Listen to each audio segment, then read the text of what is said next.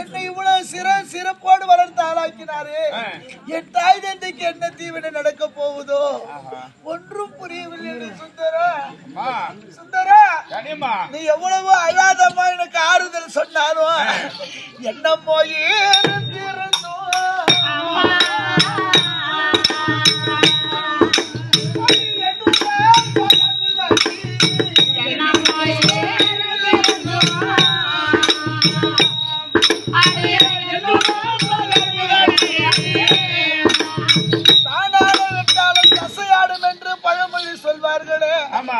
அதாவது ரத்த பாசம் இருக்கிறது. ரத்த பாசம் உறவு முறை யாருக்காவது ஏதாவது தீவினை நடக்க போகுதுன்னு சொன்னா அது தானா தன்னுடைய உடம்பெல்லாம் நடுங்குமா. அதே போல எனக்கு என்ன போய் இருந்திருந்தோம்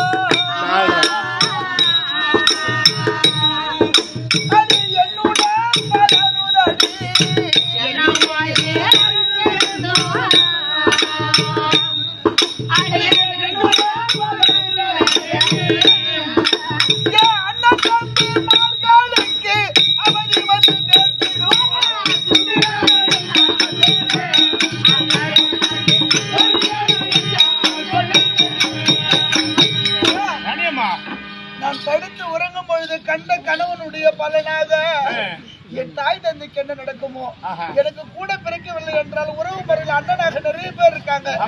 என் அண்ணன் தம்பிகளுக்கு என்ன தீவினையோ என்ன நடக்கும் என்று ஒன்றும் புரியவில்லை. சுந்தரா, சுந்தரா, கண்ட கணவனுடைய பலன் என்னதான் அப்படி நடந்தது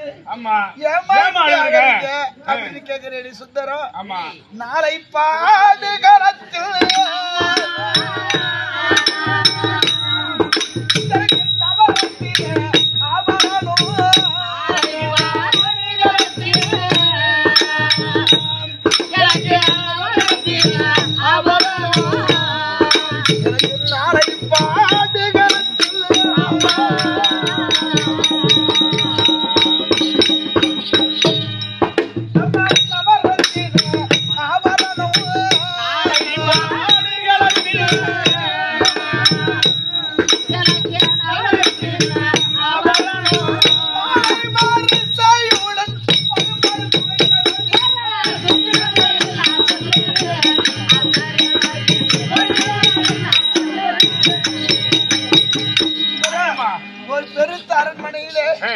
அமர வைத்து எல்லா சுமங்கலி பெண்களும் ஓடி வந்து என் கரத்திலே வளையல் போடுவதை போலவும் என் கூந்தலிலே மலரை சூடுவதை போலவும் என் நெற்றியிலே குங்குமம் போட்டு திலர்தம் இடுவதை போலவும் சிறிது நேரம் கழித்து தனி அறை கழித்து சென்று கம்மஞ்சாதி என்று சொல்லும்படியான விதவை பெண்கள் கரத்தினால் என் கையிலே போட்ட வளையலை உடைப்பதை போலவும் என் நெத்தியில வைத்த குங்குமத்தை அழிப்பதை போலவும் என் கூந்தலில வைத்த மலரை எடுப்பதை போலவும் ஆகாத சொற்பனை கண்டேண்டி.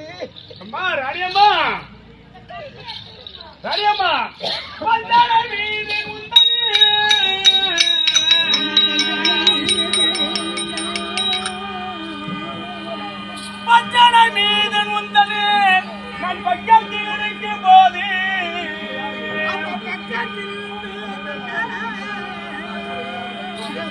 பஞ்சனையாக சொல்லும் அந்த வகையுள்ள சிறர் வாக்கு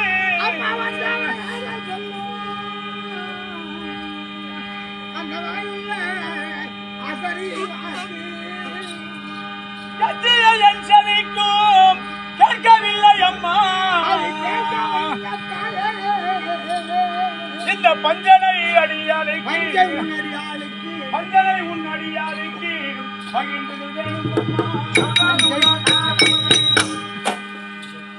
அணியம்மா இருவரும் ஒரு அறைக்குள்ளே தான் 2 பேரும் நித்திரை பண்ணிருந்தோம். ஒன்றாகத்தான் படுத்திருந்தோம். அப்படி அந்த அசிரியர் உரத்தை வாக்கி கனவுல கண்டது உங்களுக்கு தெரிந்தது எனக்கு தெரியலையம்மா. என்னதான் அப்படி அப்படி என்னதாமா கனவுல கண்டதுன்னு கேக்குறியா? அம்மா அடியாசரையர் உரைத்த வாக்கு அருமைய சொல்வேன் கேளா.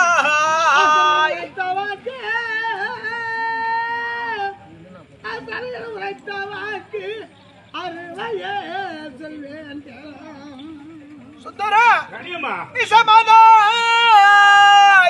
நிசமதாய் படிகளத்தில் எனக்கு நிகரில்ல வரிசை மாலை.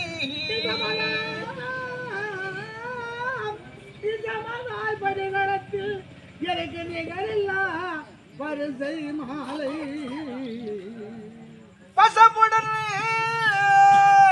பசமுடன் வரும் பாரென்று அடிவன்மையை உரைத்தது போ.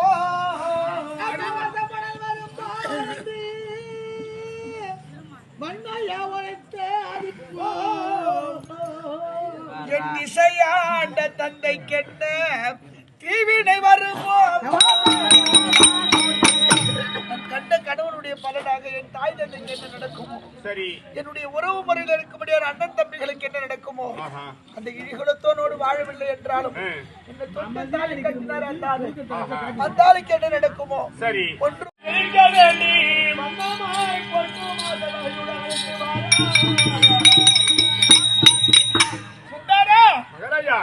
என் தையாஜோட அவராட போறேன்னு சொல்லு, அவளே வருவார்.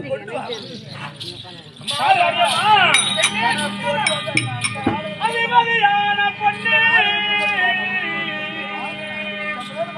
அதிபதியான பொண்ணு அம்மாவே உனது நாதர்.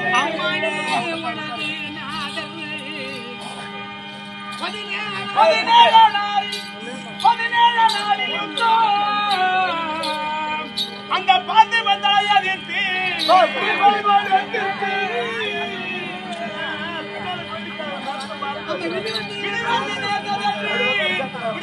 போக வந்தா சதி செய்ய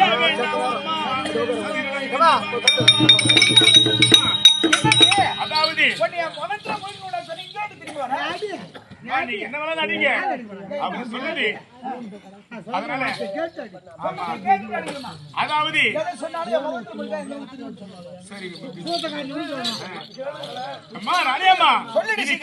முக்கியமான கதைமா இது சொல்லுடு என்னன்னு. அதனால தயாராகி அமராகி குருட்சேத்திரம் செல்கிறாராம் 17 உத்தன்னைக்கு. அதனால பங்காளி கூட சண்டைக்கு போறாராம்.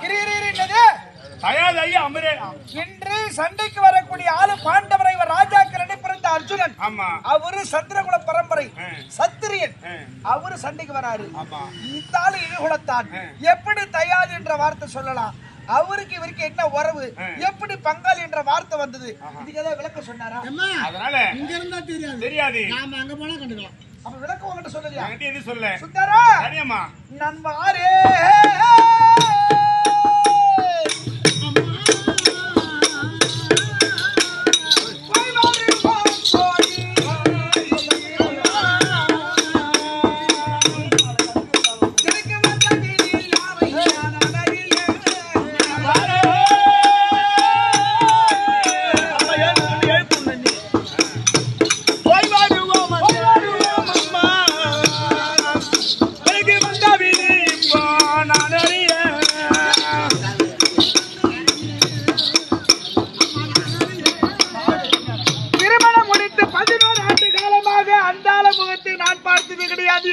அவர் பார்த்தது கிடையாது. பார்க்கணும் என்று நானும் நினைத்ததில்லை, அவரும் நினைத்ததில்லை என்று மட்டும் அவரை அழைத்திருக்கிற காரணம் இருக்கிறது. தன்னுடைய தயாது எதிர்த்து குருட்சேத்திரம் போகிறேன் என்று சொல்லி இருக்கிறார். அடி சுந்தரா, அந்த ஒரு வார்த்தைக்காகத்தான் நான் வரேன்.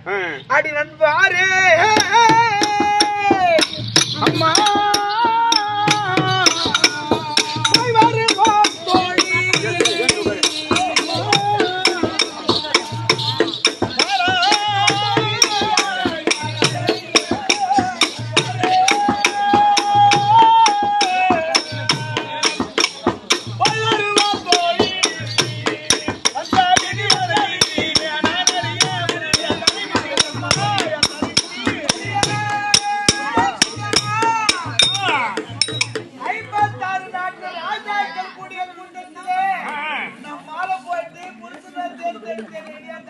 ஆமா அடி தேரி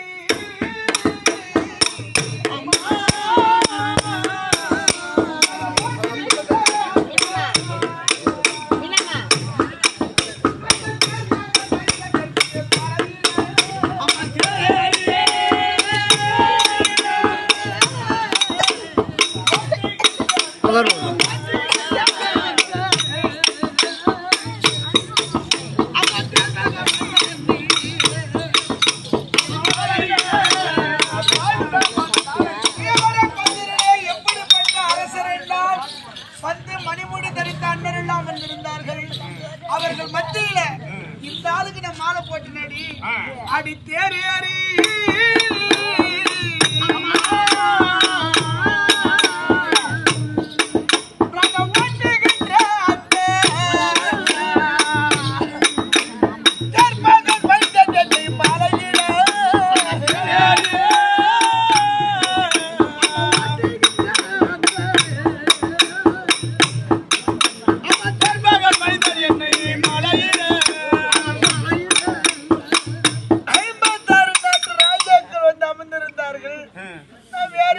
மாலை போட்டிருக்க கூடாதா?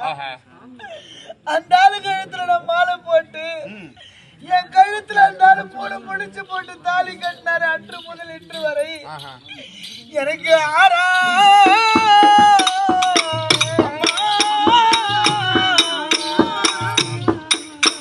உரையானக்கு அவன் அமைத்து வைத்தான் அடி அந்த வெளியா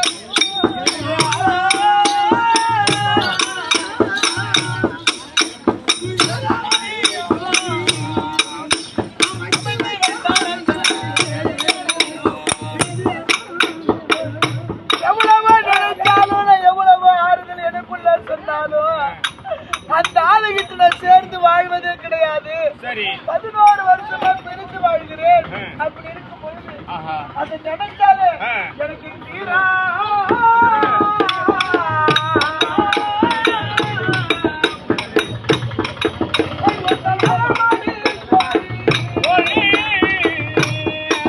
அவன் செய்து வைத்தான் ஆடி அந்த அதிகாரோ